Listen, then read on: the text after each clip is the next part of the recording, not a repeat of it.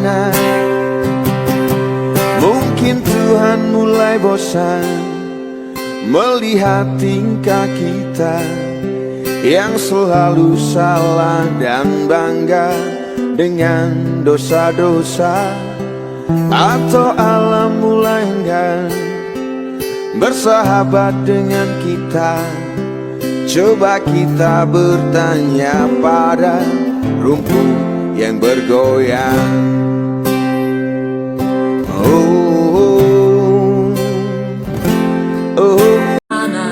Adalah kehendaknya, kita mesti tabah menjalani.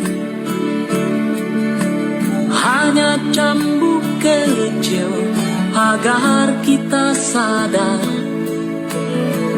adalah Dia di atas segalanya. Oh, adalah Dia di atas segala. Situasi di Cilongkrang, Tegal Sari. Wah, Bapak Memed rumahnya gantung ke pabrik hong.